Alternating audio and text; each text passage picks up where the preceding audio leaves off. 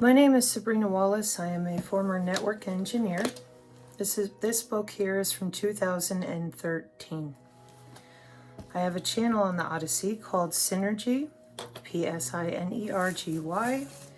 in which I originally, in April 2022, brought attention to this college textbook on human interaction and emerging technologies for future systems. The reason that I purchased the book is because it's an international symposium on human and computer interaction with things like brain-computer interface. In the very first chapter, we learned about autonomous weapon systems, lethal autonomous weapon systems. While reading the chapter to the people, right here on page 6, we discovered that not only was this system of what we saw in a movie called Terminator 2, Skynet, deployed, we discovered that it was already autonomous, it was on command and control, C4ISRnet. They were talking about it at the Department of Defense, they were having discussions, and then they went ahead and fully deployed it. January 25th, 2023, signed off on by our current Secretary of Defense. Now, I'm going to read to you what it says. It was a long time ago. I made a sign so that we could read together, okay? Because this is really important that you understand. AI has been running this since 2012 with an update in 2017. There are no positive outcomes as a design criterion to Pentagon Directive 3009, only unintended engagement and loss of control. No positive outcomes, only unintended engagement and loss of control. I'm going to read it to you from within the college textbook on page 6, chapter 1. Okay? Just as military personnel will have to develop and maintain trust in lethal autonomous weapon systems, trust will also have to be established and maintained throughout the law's life cycle.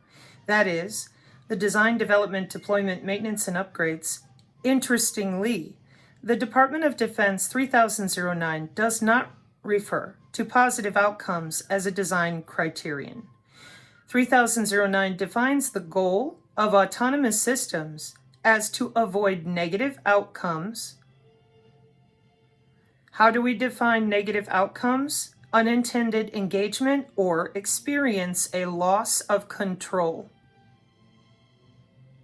At our Department of Defense, particularly inside of these warfare doctrines, manuals, and directives, the definition of terms is explicitly, precisely, numerically specific. The lack of a reference in the Department of Defense directive for a positive outcome for lethal autonomous weapon systems could be a weakness in the directive and should be reviewed to emphasize administration intent to ensure the weapon system performs as designed. More importantly, the military will have to consider the impact on trust when laws does not perform as designed or does have an unintended engagement or experience a loss of control. In other words, when lethal autonomous weapon systems do not perform as designed and breaks trust. By highlighting the unique trust considerations, concerns, and constraints between the military person and the lethal autonomous weapon system, the Department of Defense will be in a better position to provide employment guidance for these systems. NIST, National Institute of Standards and Technology, Trust in Artificial Intelligence 2021 explains in clear language the AI revolutionary challenge, why trust is so important and difficult to implement. Quote, "The artificial intelligence revolution is upon us with the promise of advances such as driverless cars, smart buildings, automated health diagnostics, and improved security monitoring. Many current efforts are aimed to measure system trustworthiness through measurements of accuracy, reliability, and explainability, among other system characteristics. While these characteristics are necessary, determining that the AI system is trustworthy because it meets its system requirements won't ensure widespread adoption of AI. It is the user, the human affected by the AI, who ultimately places their trust in the system. The study of trust in automated systems has been a topic of psychological study previously. However, artificial intelligence systems pose unique challenges for user trust. AI systems operate using patterns in massive amounts of data. No longer are we asking automation to do human tasks. We are asking automation to do tasks that we cannot. Let's see. The March 2021 Department of the Navy's Unmanned Campaign Plan describes its vision for the Navy as to make unmanned systems a trusted and sustainable part of the naval force structure integrated at speed to provide lethal, survivable, and scalable effects in support of the future maritime mission. Additionally, the Chief of Naval Operations released his AI plan that states the following. Unmanned platforms play a vital role in our future fleet. Successfully integrating unmanned platforms under, on, and above the sea gives our commanders better options to fight and win in contested spaces. They will expand our intelligence, surveillance, and reconnaissance advantage, add depth to our missile magazines, and provide additional means to keep our distributed force provisioned. Furthermore, moving towards smaller platforms improves our offensive punch while also providing affordable solutions to grow the Navy. Reference 17 in the reference section. The plan calls for the Navy to develop, test, and deploy unmanned systems to perform the dull, dirty, and dangerous missions. Some of the systems in development are the MQ-25A Stingray, unmanned carrier-based refueling tanker, Overlord unmanned surface vehicles, Sea Hunters, and Ghost Fleet Overlord. The United States Marine Corps is developing and testing systems such as the supply glider effort that DARPA has assisted with. The U.S. Army is developing advanced targeting and lethality automated system. That would be Atlas.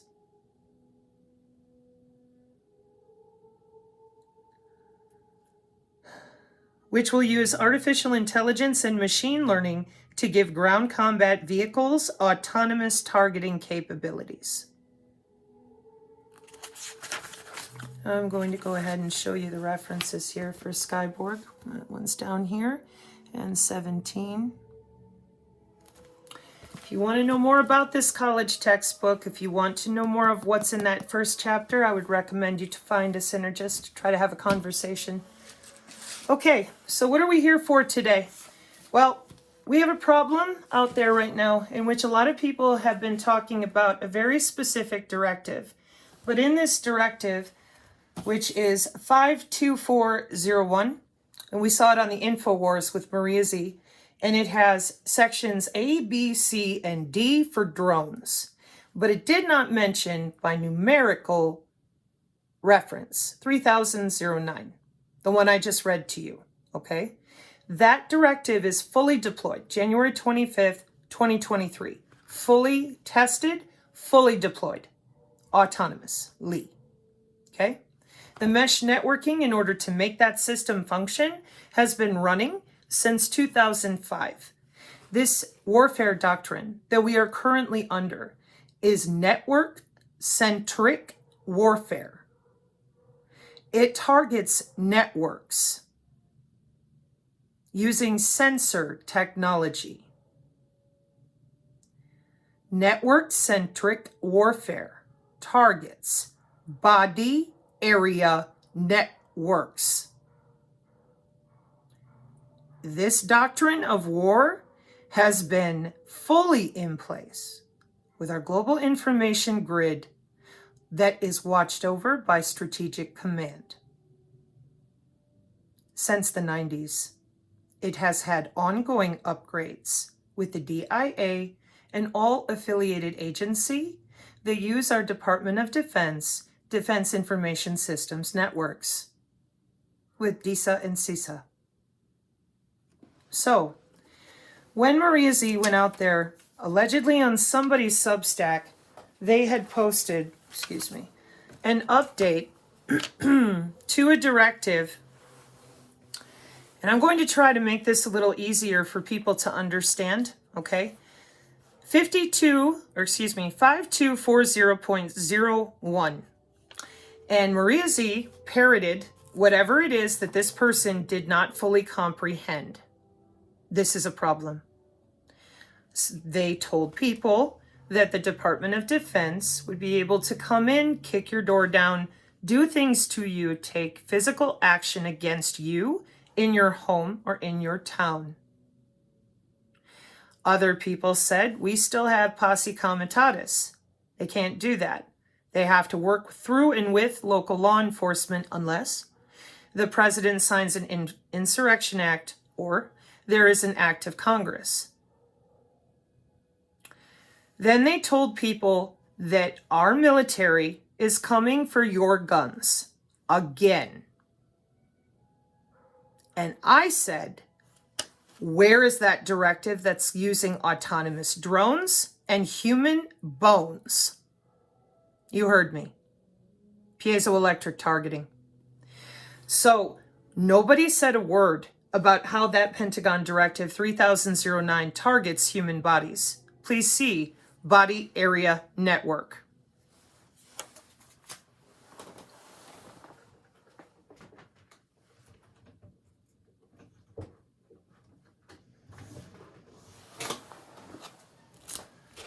This is the Synergy Tech Metric PDF, courtesy of a friend who's helping me for free. She has made a Google Drives or Google page for all of our PDFs.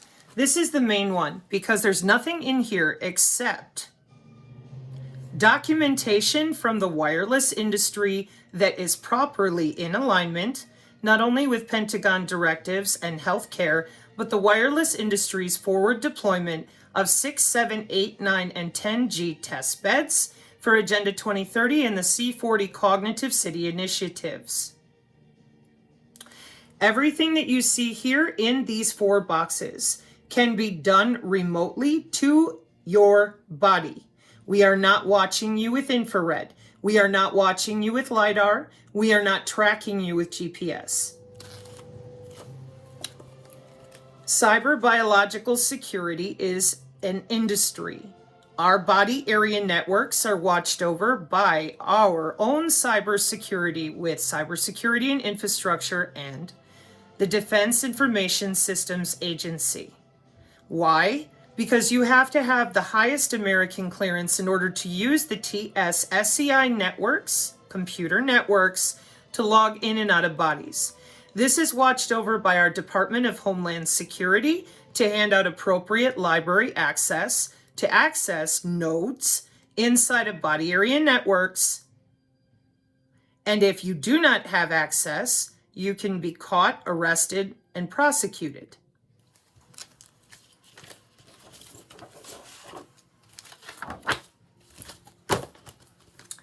While watching what has been going on in Israel, people wanted to know, how is it that if I'm standing next to another person, the signal only hits me? When you are sitting at a table and your cell phone rings, do the party members you are seated with, do their phones ring? There's your answer. Then people wanted to know, how is the body being targeted?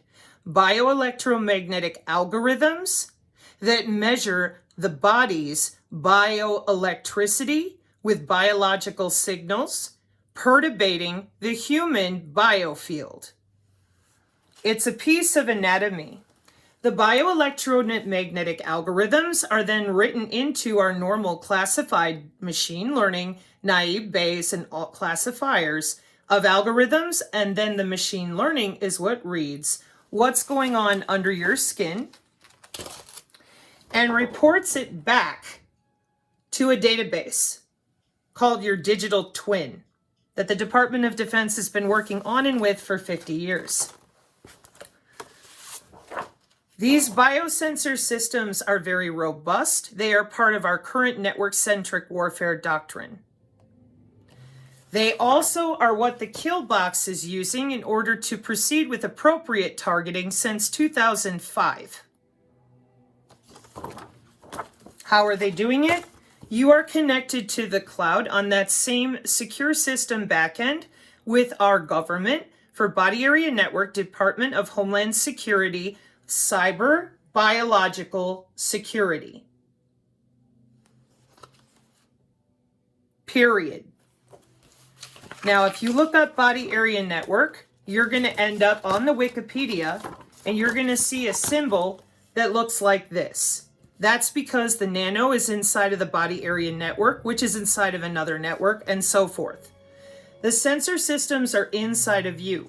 They are not easily accessible to hackers since bare minimum, 2011 Wiley article. Please see other videos on the channel for more information. The Rumble archive is very robust with that information.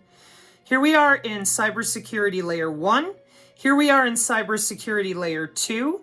Beyond cybersecurity layer 2 of the wireless body area networks, the body area network, to keep it more simple, there is a black box procedure for up to 2 layers before it reaches the rest of the hospital, whoever it is that's ordering your biological signals to be reviewed with their proprietary software on their phone or their device or whatever else. 2 layers. So technically there's 5 layers, but if you're not working in security, cyber biological security, you're not going to know that or ever see it. That way hackers cannot easily get back and forth between right here. The cyber biological security on the biosensors is even more intense. That is why it is written with that supervised machine learning algorithms for bioelectromagnetics, prediction models, and feature selection techniques using data from weak radiofrequency radiation effect on human and animal cells for synthetic aperture radar and any measurement that we want from a biological signal. This was the reason for your new graphene healthcare, but graphene is not the only material that is in use to make the transduce, the transduction of transmission and reception of electrical signals through the body easier. One more time. This is game theory using computer networking and your body. There is not only one place on the body that the biosensors load a signal. There's a radio frequency sink, there's a biosensor head node, and then multiple other networks inside and outside the body in order to establish the appropriate criteria for the kill box. We set a perimeter, then we extract our measurements. They use modeling software to make sure that all of that goes off without a hitch. The sensors are split up into multiple categories. The nanotechnology is there as a redundancy network, meaning that if other networks fail, this one doesn't. It's in your interstitial fluids, your interstitium. That's right underneath your skin, which is right underneath that biological field that is electrical and magnetic, that allows electronic and electromagnetic warfare to be fired from a low Earth orbit satellite, possibly bounce off a high altitude platform. And here's you standing down there on the ground. This is MOHRS, Moore's Circle Math, for our trajectory of aim and fire.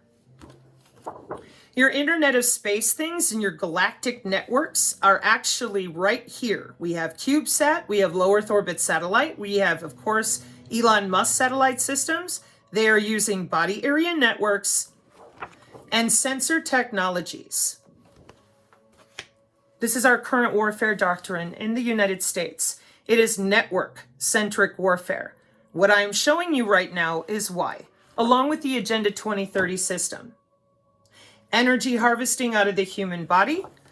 And last picture here before I go into this, sensors open system architecture is what they're using.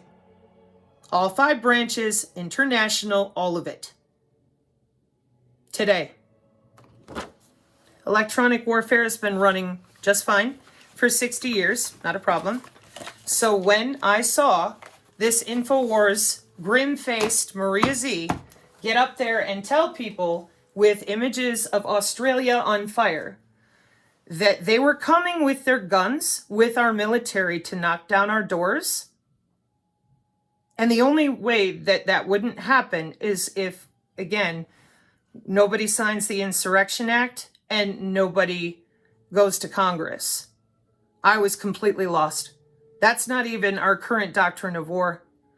And then a bunch of people on YouTube and elsewhere continue to talk about this 5240.01, no reference to the 1982 5240.1R with sections 12 and 13, where the updates are for if humans get in the way. No references at all to section D, as in drones. Everybody highlighted the section where they think that the military is coming to take their guns away. We don't even need your guns. We don't use guns. We're using electronic and electromagnetic warfare since, again, bare minimum, Desert Storm. The lay people term for these weapon systems, voice to skull, MK Ultra, anomalous health incident, most recently in Congress. These are weapon systems using our phase array missile defense and SAGE radar. This is no hee-haw. This is ISR. So,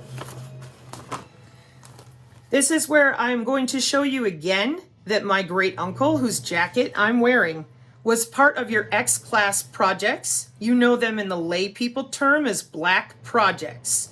He was 3750th Technical Training Group at Shepherd Air Force Base as first class air mechanic. Okay. And he was also involved with Aberdeen Proving Grounds. It says 6570th Test Group Chemical and Ordnance for Air Force Armament Center, Aberdeen Proving Ground in Maryland. Doing what? I have no clue. I asked you people to explain this. None of you would. So, okay. But those are X-class projects. Now, what does that have to do with sitting here in front of you now? Well, in 524041, in section D for drone, that section is referring to a human tethering a drone. That's why 3009 was not written there numerically. So now we're going to deal in the real doctrines of war and how the Department of Defense organizes its data so people know how operations flow and who and where they can fire upon. Okay, so step one, you need to understand some terms. The law of war equals a warfare doctrine. And a term that most people have heard of is rules of engagement. Our current warfare doctrine is network-centric warfare. The law of war is what governs the rules of engagement, particularly for civilians. Now I'm going to read this to you. And there will be links here on the channel, and I'm not going to read it out to everybody and show it to you because these are Pentagon directives. They're very dry reading. The Department of Defense Law of War, Chapter 6. The law of war does not require weapons to make legal determinations, even if the weapon, e.g. through computers, software, and sensors, may be characterized as capable of making factual determinations, such as whether to fire the weapon or to select and engage a target. So in the Department of Defense Law of War, Chapter 6, your lethal autonomous weapon system for network-centric warfare is regarded the same way by the Department of Defense definition as a landmine. AI in the Department of Defense's current war manual definition is regarded the same way as a weapon like a landmine. Almost no similarities, except that they are both considered weapons. So Section D, inside of this directive, that you need the Insurrection Act or an act of Congress to properly activate, 5240.01. In Section D, as in drone, in Pentagon Directive 524001, that you've all been yammering about for a week inappropriately, scaring people.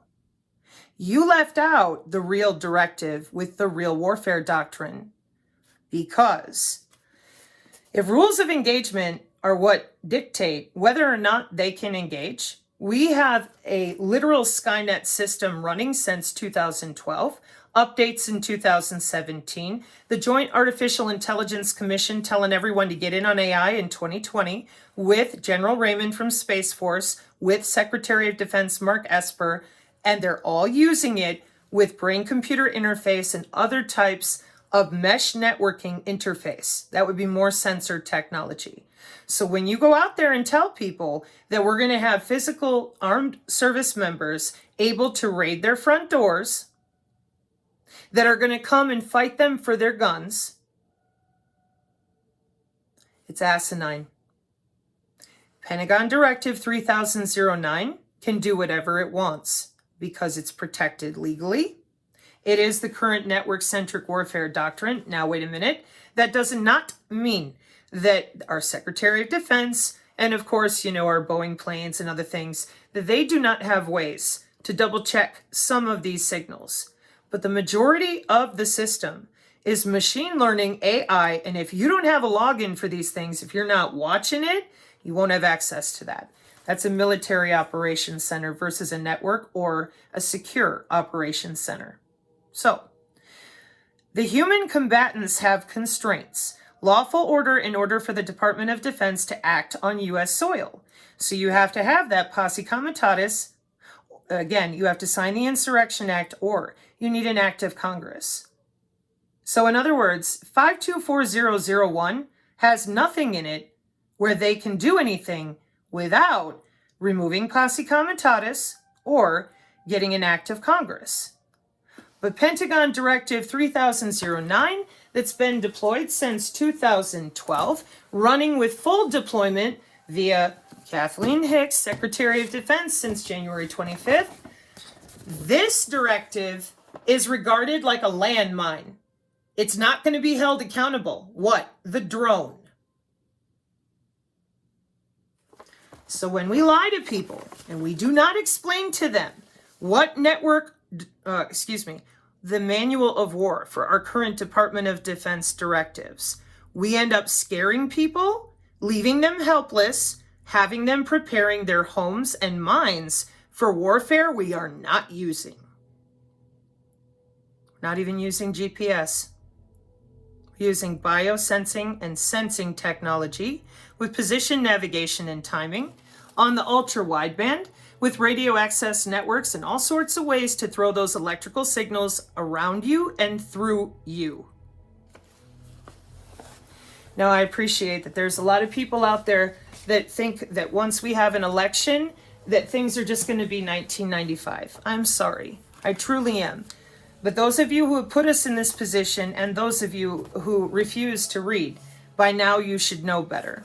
So, please update your friends, neighbors, and selves. The government currently does not have operational procedural authority to come kick at your door and take your gun. But a drone can fly over your home, render you inert in your bed, or interrupt your intracardiac network using intra-body communication. Then what are you going to do? You can't live in a Faraday bag. There are shielding and blocking effects that all of us can do to our home. But ultimately, the signal is generated by the vibration of your DNA resonance. That is what the bioelectromagnetic algorithms are measuring. It is not about what you're wearing, what you put in your mouth, what you have on your body, haptic gear. The systems in electronic warfare use that mesh networking at the molecular scale. That's why the Department of Energy is often involved. If you have any further questions or concerns, please consider seeking the channel, seeking a synergist, and updating your mind with appropriate directives explained with appropriate procedural, precise indicators of our manual of war for the Department of Defense. Please do not spread any further fear and propaganda. Thank you for your time.